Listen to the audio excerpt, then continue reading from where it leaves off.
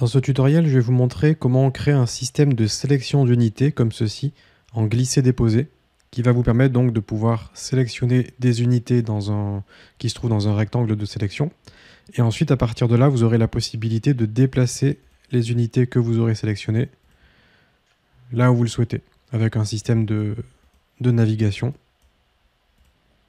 Un petit peu comme on retrouve dans les jeux type RTS comme Age of Empires par exemple.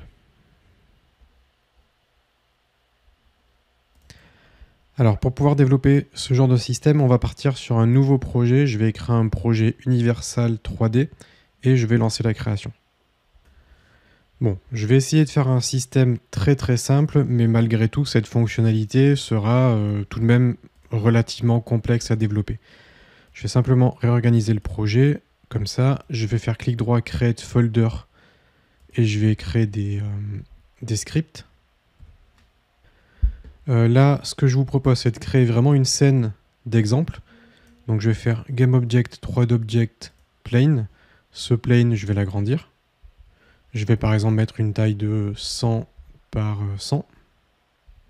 Voilà, donc ça représentera le sol. Je vais créer une capsule, GameObject 3d'Object. On va prendre une capsule. Donc ça sera Unit, donc une unité que l'on pourra sélectionner. La capsule, je la positionne au-dessus du sol. Je vais créer un matériel, clic droit, Create Matériel. Je l'appelle capsule, peu importe, et je fais glisser le matériel sur la capsule. Ce matériel, on va pouvoir lui donner une couleur. Vous faites ce que vous voulez. Je vais mettre un bleu, comme ça, pour pouvoir repérer la capsule. Donc ici, à la limite, ce qu'on peut faire, c'est créer un nouveau dossier préfab. Et on pourra stocker les préfabs dedans, notamment le préfab de la capsule. Une capsule, c'est une unité sélectionnable. Je vais créer un script, clic droit, Create MonoBehavior, et je vais l'appeler Selectable Unit. Voilà, et ce script, on va pouvoir l'attacher à notre capsule ici. Donc la capsule, elle a le Mesh Filter, le Mesh Renderer, le Capsule Collider. On va lui ajouter un Rigid Body, comme ça. Et on va lui ajouter un NavMesh Agent. Comme ça, on pourra créer un système de navigation autonome. Alors pendant que j'y pense, vraiment avant d'oublier, je vais aller dans Edit, je vais aller dans Project Settings, dans Player, je vais descendre un petit peu et je vais juste voir au niveau des input handling ici, je vais me mettre en mode boss pour pouvoir utiliser les deux systèmes d'input. OK, ça va me proposer de redémarrer l'éditeur, donc je vais faire OK. Et je dois sauvegarder ma scène. Voilà, donc cette manipulation va me permettre de pouvoir utiliser les deux systèmes d'input, ce qui sera pratique dans le cadre de ce tuto. Ensuite, ce qu'on peut faire ici, c'est dupliquer la capsule. Donc on fait CTRL-D et vous allez la dupliquer à plusieurs reprises. Donc par exemple, on peut créer une ligne ici avec 1, 2, 3, 4, 5. Voilà, je peux créer une ligne de 13, comme ça. Ce que je vais faire, c'est placer toutes ces unités dans un parent. Donc je les sélectionne, je fais clic droit et je vais faire create un petit parent. Je vais les appeler units. Et là-dedans, vous allez créer donc un nombre de lignes et un nombre de colonnes que vous souhaitez. Avec CTRL-D, vous pouvez dupliquer. Mais disons que ça sera votre armée de soldats, on va dire. Vous pouvez créer un petit bloc comme ça de personnages à sélectionner ici. Et ensuite, l'important, c'est que, bon, déjà, toutes les unités soient configurées de la même façon. Mais l'important, c'est que votre caméra soit placée ici, un peu au-dessus. L'idée, c'est de filmer la scène, en fait. L'idée, c'est de vraiment pouvoir visualiser l'intégralité de vos soldats, comme dans les jeux RTS, avec une vue en vue de dessus, comme ça, pour avoir la possibilité de sélectionner. D'ailleurs, je me rends compte que j'ai oublié un petit truc sur les unités ici. Je vais toutes les sélectionner et j'ai oublié de les placer dans un layer. On va créer un layer ici, via l'inspecteur, on a les layers. Je vais ajouter un layer et là, le layer, je vais l'appeler Unit. En gros, ça va me permettre de les placer dans un calque bien séparé parce que notre système de sélection, en glisser-déposer, sera en mesure de sélectionner tout ce qui sera dans un layer. Et en l'occurrence, je vais placer les unités dans le layer Unit, comme ça. Ensuite, le sol, quant à lui, je vais le mettre en mode statique. Et ça va me permettre de pouvoir créer une zone de navigation. Je vais ajouter un composant qui s'appelle le NavMesh Surface. Je vais laisser les valeurs par défaut et je vais cliquer sur Bake. Ça va me permettre, vous voyez, de calculer la zone où les unités vont pouvoir se déplacer de façon autonome Et avec le bake, j'ai défini qu'on pouvait marcher sur le plane. Donc on a nos unités, le sol sur lequel on peut marcher. Ensuite, on va avoir besoin d'un canvas. Je vais faire clic droit, UI. Je vais créer un canvas. Je peux l'appeler UI canvas. Là-dedans, je vais créer une image. Clic droit, UI, image. Cette image, je vais l'appeler sélection rect. Donc par défaut, l'image, elle est ici. Par défaut, elle a une couleur. Au niveau de la couleur, je vais choisir plutôt un vert comme ça. Un vert un peu foncé, un peu transparent. En fait, vous choisissez ce que vous voulez. Mais ça sera votre rectangle de sélection. Ça sera la couleur du rectangle de sélection. Donc on peut mettre quelque chose comme ça. D'ailleurs, je peux même mettre une couleur beaucoup plus claire. Ça sera mieux. Et je vais dupliquer ce rectangle de sélection. Je vais mettre la copie à l'intérieur de l'original. Et je vais le renommer en sélection rect border. Ça sera la bordure. Et la bordure, ça sera pareil en fait, sauf que la couleur sera beaucoup plus foncée. Voilà, on aura une couleur claire, une couleur foncée, ce qui nous permettra de dessiner un joli rectangle de sélection. Ensuite, le rectangle de sélection parent ici, vous pouvez le décocher pour le désactiver. Il s'activera automatiquement au moment du clic.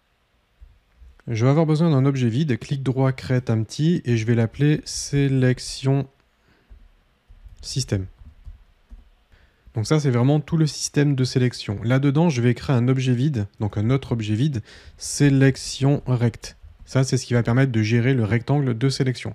Ensuite, je vais créer encore un autre objet vide que je vais appeler mouvement contrôleur. Bon voilà, en fait, c'est vraiment des objets vides qui vont me permettre d'attacher mes scripts à des objets qui recevront ces scripts, qui me permettront de gérer tout le système. Donc ici, au niveau des scripts, je vais créer un nouveau script MonoBehavior que je vais appeler Unit Selection Manager. Ce script, vous allez le prendre et le faire glisser sur l'objet Sélection Système. Ensuite, on va créer un nouveau script. Clic droit, Create MonoBehavior, on va l'appeler Sélection Rect. Vous allez le récupérer et le faire glisser sur l'objet sélection rect. On a le mouvement contrôleur, on va créer un nouveau script, create monobehavior unit mouvement contrôleur, et vous allez le faire glisser sur l'objet. Voilà. Au niveau des scripts, on va encore avoir besoin d'un nouveau script qui lui va se charger du mouvement des troupes. Donc c'est vraiment chaque troupe, chaque unité qui pourra se déplacer, et je vais créer un script que je vais appeler unit movement. Donc maintenant je vais passer à l'écriture des scripts, alors accrochez-vous parce que je vais aller assez vite, sinon la vidéo sera trop longue. Je ne vais pas écrire les scripts en temps réel devant vous, je vais juste vous les présenter, vous les expliquer. Vous pourrez mettre pause à la vidéo si vous voulez voir en détail. Mais voilà, donc je vais vous présenter les scripts un par un. On va par exemple commencer par le script selectable unit. Souvenez-vous, c'est le script qu'on attache à nos unités. Donc je vais ouvrir selectable unit et je vais vous présenter ça en détail. Ici, alors je vais zoomer un peu, dans ce script, je fais juste un require component collider parce que le selectable unit doit forcément avoir un collider, sinon le script ne marche pas. Là, je vais créer deux variables qui seront visibles dans l'inspecteur. Ça sera le matériel par défaut et le matériel sélectionné. Donc, vous allez créer un deuxième matériel capsule selected qui sera la même chose que capsule, mais on va utiliser un bleu un tout petit peu plus clair. Comme ça, on pourra faire la distinction, la différence entre une unité sélectionnée ou pas. Et si vous enregistrez le script, vous penserez bien à renseigner les deux variables ici avec les matériels. Donc, on a ces deux variables visibles, puis on va avoir d'autres variables privées, le mesh renderer, une variable booléenne, est-ce que l'unité est sélectionnée ou pas, et une référence vers le script unit movement qui permettra de déplacer le script. isSelected, c'est une variable privée. Je vais donc créer une variable publique avec un getter qui va nous retourner isSelected. Pareil pour le unit movement, je vais créer un getter public qui nous retournera la référence vers movement component. Dans la fonction awake, je vais récupérer le renderer si on ne l'a pas déjà défini dans l'inspecteur. Comme il est en privé, on ne l'aura pas défini. Donc je vais récupérer le renderer. Ça me permettra notamment de pouvoir changer la couleur de l'unité lorsqu'elle sera sélectionnée. Pareil pour le composant de mouvement. Le composant de mouvement, je fais un get component unit movement. Sauf que ça ne va pas marcher parce qu'on ne possède pas le unit movement. Donc je vérifie si le composant n'existe pas, alors on peut le créer à la volée. Je vous montre comment faire pour créer quelque chose à la volée. Donc on va déjà faire un try get component ici. Et si on voit qu'on ne peut pas... si le test est faux, alors en l'occurrence il sera faux parce que ça sera bien égal à nul, on va faire un add component pour ajouter dynamiquement le unit movement, sachant que le unit movement c'est un autre script que je vous présenterai dans un instant. Donc ça c'est juste pour configurer notre unité dans le awake. Ensuite la fonction select va permettre de sélectionner une unité. Ce que ça va faire c'est que ça va mettre le paramètre isSelected à true. Et ensuite, on va changer le mesh renderer pour lui donner le selected material qui sera l'autre couleur. La fonction deselect fait la même chose, mais inversée. On va mettre à false et on va revenir à l'ancien matériel. On va avoir une fonction move to destination qui prendra en paramètre un vecteur 3. Et si l'unité est sélectionnée et qu'on a bien le movement component, on va faire un move to destination pour se déplacer à la destination. Enfin, on va avoir une fonction stop mouvement qui va permettre d'arrêter le mouvement. Alors au niveau du move component qui s'appelle unit movement, il est ici. Vous allez voir, il n'est pas très compliqué. Là-dessus, je dois faire un using unityengine.ai pour utiliser le système de navigation. Je dois faire un require component navmesh agent parce que l'unité doit avoir un composant navmesh agent, mais on l'a déjà fait, on l'a déjà configuré. Ici, je crée une variable stopping distance. Ça, c'est vraiment la distance à laquelle on va considérer que l'unité a atteint la destination. Si elle se trouve à moins de 0,1 unité, c'est qu'elle a atteint sa destination et l'agent peut arrêter de marcher. J'ai besoin d'une référence vers le navmesh agent, une variable pour savoir s'il est en train de se déplacer ou pas. Et ça, je me rends compte que je ne l'utilise pas, donc je vais effacer ça tout de suite. Dans la fonction awake, je récupère le composant navmesh agent et je définis la stopping distance. La stopping distance, n'hésitez pas à la modifier, par exemple mettre quelque chose d'un petit peu plus élevé pour donner plus de souplesse au système. Dans la fonction update, je vais dire que isMoving est égal à, c'est égal est-ce que l'agent est arrêté ou est-ce que l'agent a atteint sa distance. Donc c'est une opération, je fais un test ici. Si ce test est vrai, ça renvoie true. S'il est faux, ça renvoie false et ça stocke le résultat dans isMoving. Ensuite, move to, ça va permettre de se déplacer à une destination. Pour cela, je fais un navmesh sample position et je passe la destination qui va me permettre donc de vérifier si la position est sur le navmesh ou pas, et sinon de faire un agent.set destination pour pouvoir aller à la position définie. La fonction stop moving va juste dire qu'on arrête de se déplacer. Bon, là déjà on a le script sur les unités. Pensez bien à sélectionner toutes les unités comme ça, vérifier que toutes les unités sont bien configurées, que le script est configuré, qu'il y a tous les composants, les matériels, etc. Il faut vraiment que les unités soient correctement configurées. D'ailleurs, pendant que j'y suis, je me rends compte que j'ai oublié de faire un petit truc. Quand on a créé le rectangle de sélection ici, on a mis le système d'encre par défaut, ça c'est très bien. Par contre, l'enfant, donc le border, j'ai laissé le système d'encre par défaut, alors que là je dois l'étirer. Je dois sélectionner le mode étiré. Sinon, on aura un petit bug graphique. Voilà. Donc ça, je pense à le faire tout de suite. Je continue. On a le sélection système qui a le script unit selection manager. Je vais vous présenter ce script.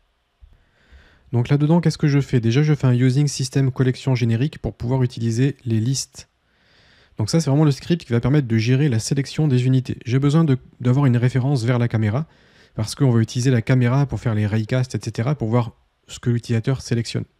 Je crée une liste de selectable units. Donc les selectable units, ce sont nos unités, nos troupes. Et cette liste va me permettre de stocker toutes les troupes qui sont actuellement sélectionnées, ce qui me permettra de pouvoir donner des ordres à ces troupes-là. Ensuite, comme c'est une liste privée, je vais juste faire une petite référence publique pour pouvoir accéder aux unités sélectionnées. Dans awake, je vérifie si la caméra n'a pas été renseignée. Si c'est le cas, je dis que la caméra, c'est égal à la main caméra. Donc si on oublie de renseigner la variable, elle sera automatiquement référencée toute seule. Je vais créer une fonction select unit in rect qui va permettre de sélectionner les unités à l'intérieur du rectangle. Ça prendra en paramètre un rectangle de sélection. Ici, je récupère toutes les unités sélectionnables de la scène avec un find object of type selectable unit. Ça me permet d'avoir la liste de tout ce qui est sélectionnable. Je fais une boucle for each pour boucler sur toutes ces unités-là. Et ensuite, je vais convertir la position 3D de l'unité en position écran pour savoir où se trouve l'unité sur l'écran. Pour cela, j'utilise le World to Screen Point avec la position de l'unité. Je vais ensuite vérifier si l'unité est visible. Et je vais faire un test pour savoir si l'unité se trouve à l'intérieur du rectangle de sélection. Pour cela, finalement, c'est pas compliqué parce que le rectangle de sélection possède une fonction contains qui va me permettre de vérifier par rapport à des coordonnées x, y si l'élément se trouve à l'intérieur du rectangle de sélection. Donc en fait, là, on peut le savoir directement en une ligne de code. Et je fais un dernier test. Si l'unité est visible, si l'unité est dans le rectangle et si l'unité n'a pas été sélectionnée, alors à ce moment-là, je vais la sélectionner avec la fonction selectUnit. SelectUnit, ça fait ça. On va juste vérifier si elle n'est pas déjà existante dans la liste. Et si tel est le cas, on va l'ajouter et la sélectionner pour changer la couleur, etc. Deselect fait la même chose, mais inversée. Et je vais créer une fonction clearSelection qui permettrait de supprimer toute la sélection de la liste. Par exemple, si vous cliquez sur la scène n'importe où, mais pas sur une unité, ça permettrait de tout désélectionner d'un coup. Donc, sur le sélection système, ici, la seule variable à renseigner, c'est la main camera. Mais si vous ne la renseignez pas, ça se fera automatiquement. Le sélection rect maintenant. Donc, le sélection rect, je vais vous présenter le script. J'ai essayé de faire simple. Donc là-dedans, ce que je fais, c'est que je crée une référence vers le rect transform. Donc vous créez une variable vers le rect transform. Et du coup, la variable sera visible ici. Et vous devrez faire glisser le rect transform là-dedans. Et ça permettra de gérer l'affichage du rectangle de sélection, comme ça. Ensuite, on va avoir besoin de connaître la position de départ. Lorsqu'on va cliquer et glisser la souris, il faudra bien connaître la position de départ du clic pour dessiner le rectangle. Je vais avoir besoin d'une variable booléenne pour savoir si on est en train de sélectionner, si on est en train d'appuyer sur le bouton de la souris. Et j'ai besoin d'une référence vers le sélection manager. Parce qu'on va devoir communiquer avec le sélection manager pour dire voilà, on a effectué une sélection et gère la sélection. Dans le awake, je vais faire en sorte de masquer le rectangle de sélection. Donc par défaut, il ne sera pas visible. Et le Selection Manager, je vais le récupérer avec un Find Object of Type Unit Selection Manager. Donc ça va juste récupérer notre script Unit Selection Manager. Dans le update, la seule chose que je vais faire, c'est déclencher la fonction Handle Selection Input. Et cette fonction Handle Selection Input, elle va détecter le clic souris. Elle va détecter tout le temps où on est en train de sélectionner. Et elle va détecter lorsqu'on va relâcher le clic souris. À chaque fois, je vais déclencher les fonctions Start Selection, Update Selection et End Selection. Le Start Selection va dire qu'on est en train de sélectionner. On va définir la position de départ. On va afficher le rectangle de sélection. On va positionner et modifier la taille du rectangle de sélection pour que ça se place exactement au niveau du curseur de la souris. Dans Update Position, on va récupérer au cours du temps la position de la souris. On va calculer le centre via la position de la souris par rapport à la start position. On va calculer la taille qui sera utilisée pour dessiner notre rectangle de sélection. Et une fois qu'on a la position, le centre, la taille, eh bien on utilise ces valeurs pour dessiner notre rectangle de sélection.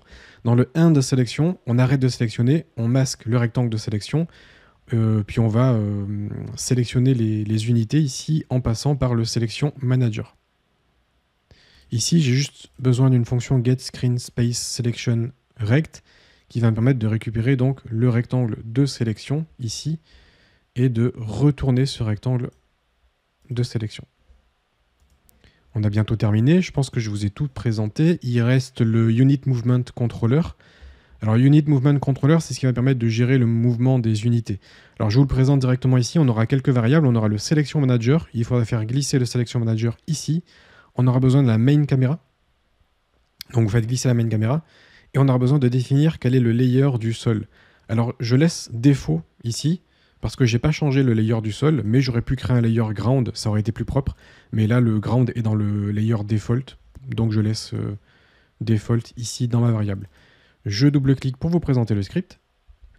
Et voilà à quoi ça ressemble. Donc je fais juste un using Unity Engine Event System pour utiliser les événements. Dans mes références, c'est bien, j'ai ce que je vous ai présenté, une référence vers le Selection Manager, une référence vers la caméra et l'info du Ground Layer Mask. Dans Awake, je vais vérifier si le Selection Manager est à nul. Si c'est le cas, je le récupère avec un Find Object of Type. Et pareil pour la caméra, si elle est nulle, je la récupère automatiquement. Dans le Update, je vérifie si on a effectué un clic droit, étant donné que le clic gauche sert à sélectionner. On fait un clic gauche glisser-déposer, c'est pour sélectionner. Et le clic droit, c'est pour donner l'ordre aux unités de se déplacer là où on leur demande de se déplacer. Donc je vérifie si on fait un clic droit et si on n'est pas au-dessus d'un élément UI. Et à ce moment-là, je fais un handle move command. Ici, je vais juste vérifier si le pointeur est sur un élément de UI. Et le test, c'est celui-ci. En gros, c'est un is pointer over game object. Le handle move command, ce que ça fait, c'est que ça envoie un rayon jusqu'au curseur de la souris. Et on fait un raycast pour voir si ça touche le sol. Et à ce moment-là, si c'est le cas, on va récupérer la destination qui sera égale à hit.point, c'est-à-dire l'endroit où vous avez cliqué. Dès qu'on a la destination, on va déplacer les unités à la destination. La fonction moveSelectedUnit va juste vérifier si on a un Selection Manager. Et si c'est le cas, pour chaque unité, on va faire un moveToDestination. Voilà, je pense que je vous ai tout présenté et on est prêt à tester le système. Donc pour rappel, on a besoin de la caméra, on a besoin de nos unités. Vérifiez bien que les unités sont bien configurées avec le layer, sinon ça ne marchera pas. Vous devez avoir le rectangle de sélection ici sur votre interface UI et le Event System, et vous devez avoir tous les scripts correctement positionnés et placés. Le seul script que je n'ai pas mis sur les unités, c'est le Unit Movement, mais il est créé dynamiquement si on ne le précise pas. Donc là, normalement, ça devrait être créé dynamiquement. Si je lance le jeu maintenant, on va pouvoir tester et le système devrait fonctionner. Je vous ai proposé quelque chose de très simple. Évidemment, on peut faire des choses plus poussées. Moi, dans mes tests, j'ai fait un script un peu plus poussé, mais je l'ai simplifié pour les besoins de ce tuto pour pas que ce soit trop long. Donc là, lorsque je clique, vous voyez, j'ai mon rectangle de sélection. Et lorsque je relâche, ça va sélectionner les unités ici qui sont dans le rectangle. Donc là, j'ai un petit bug parce que j'ai oublié de définir le Ground Layer Mask. Voilà, je vais relancer. Donc je disais, on peut sélectionner des unités. Voilà, et si je fais un clic droit, je peux envoyer des unités là où je le souhaite. Pareil, là, je vois qu'il y a un petit souci, c'est que ça ne désélectionne pas les unités sur lesquelles j'ai envoyé un ordre. Donc je vais juste corriger ça.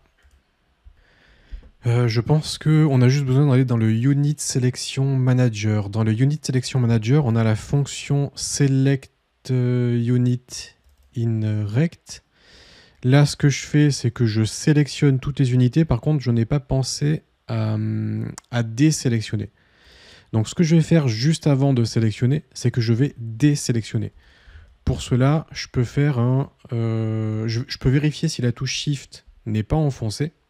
Ça me permettra de pouvoir faire une sélection multiple. Si j'appuie sur Shift, ça me permettra de pouvoir sélectionner plusieurs morceaux d'unité à plusieurs endroits différents. Mais si je n'appuie pas sur la touche Shift, alors je vais tout désélectionner avec un Clear Sélection qui est notre fonction tout en bas. Donc voilà, ça va me permettre de pouvoir faire une sélection multiple ou de désélectionner. Je vais dans Unity, on va laisser compiler. Donc voilà, je vais relancer le jeu. Maintenant, si je sélectionne, ça sélectionne. Si je clique, ça désélectionne. Si je sélectionne et que je sélectionne autre chose, ça sélectionne autre chose. Et si je maintiens Shift enfoncé, je peux faire une sélection multiple. Et maintenant, lorsque je donne un ordre à certaines unités, elles vont faire des trucs. Et si je donne un ordre à d'autres unités, elles vont faire d'autres trucs. Et j'ai ma sélection multiple possible si je clique sur... si je maintiens enfoncé la touche Shift pendant que je fais mon rectangle de sélection. Bon, voilà pour ce système qui va vous permettre de créer une sorte de rectangle de sélection comme dans les jeux type Age of Empires ou dans les RTS. Avec un système où vous pouvez sélectionner des unités pour leur donner des ordres. Bon, j'espère que l'astuce vous a plu, que ça vous sera utile, que vous pourrez le mettre en pratique dans vos projets. Et je vous dis à bientôt pour d'autres vidéos.